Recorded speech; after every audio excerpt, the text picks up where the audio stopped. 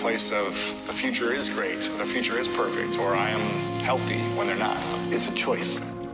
You simply have to choose it. See, once I learned your beliefs are a choice. We think our beliefs are the result of seeing something outside of us. We say, oh, I believe if a spider bites you, your skin turns red because that's what I saw happen. Yeah. But we can hypnotize people, tell them my thumb is a poker, hit them on the hand, and their hand will form a blister. We can tell people that this is poison ivy and give them maple leaves, and they'll do that, and their skin will break out in a rash. Sure. Tell people the poison ivy is a maple leaf, and run the poison ivy on it, nobody breaks out in a rash. Right. So we know that so much of our internal behavior and our feel-good is created by beliefs. Now, then the question I had was, well, what should I believe? What if I believe the wrong thing and I'm going to get myself in trouble? I was afraid to believe anything for a while. And then I realized the only beliefs that make any sense are the beliefs that will take you from where you are to where you want to go. So what are the beliefs that successful people believe?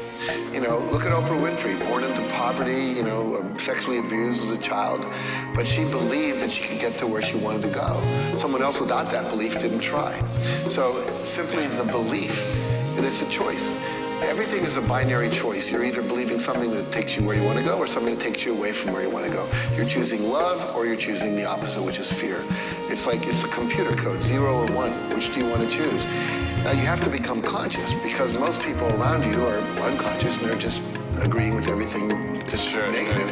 That's why you want to hang out with positive people. Right. But if you read books like this, if you go to seminars and you meditate, and you listen to podcasts, surround yourself with positive energy, pretty soon you get engulfed in this positive thinking and then all of a sudden your life transforms. Most people don't appreciate anybody. Most people are always focused on what they don't have. I took my son to Africa when he was 16 and we went to Cameroon and we spent 12 days traveling around the country. And this is a kid who grew up in the house that we're filming this in. It's a pretty nice place, and he had everything you could possibly want, which I'm now not sure was the best idea.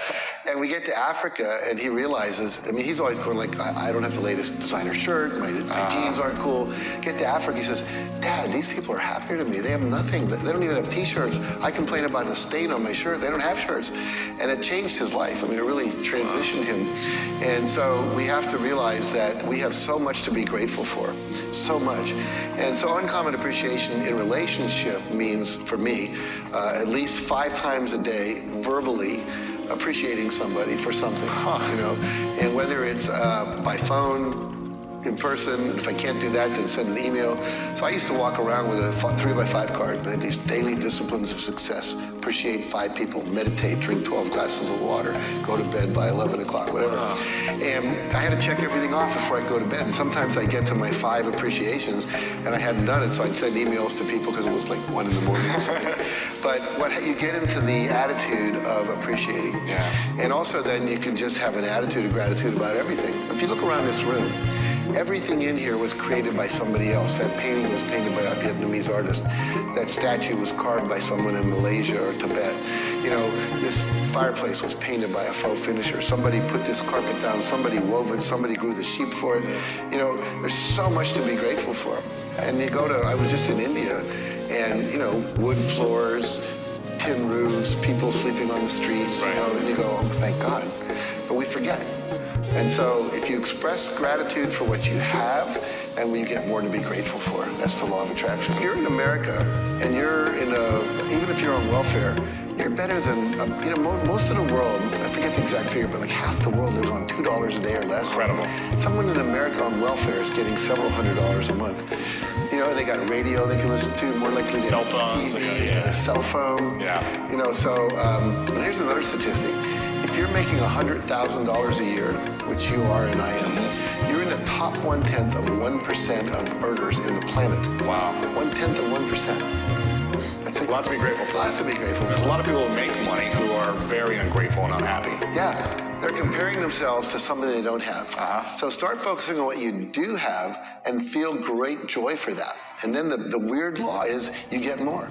And when you're focusing on what you don't have, even when you have a lot, well, I don't have that latest Ferrari. I don't have that $52,000 watch. All you have to do is walk through the airport in Dubai and you could get very depressed if you were in that mental state. Well, what we're saying is I don't have enough. And that is your mantra. I don't have enough. And guess what? Whatever you're affirming, you're going to get more of. You're going to get more of not enough. So abundance is focusing on what you do have. Just go walk down the street. You know, there's trees and air and birds and people that, you know, you could literally ask people for $1 and most people would give it to you, you know?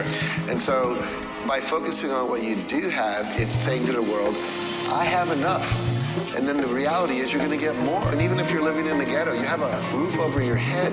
There's people in the world sleeping on the streets, sleeping in the jungle, sleeping out there. You have fresh water. You know, people in Africa are dying because of lack of water that doesn't have disease in it. More likely you have clothes on.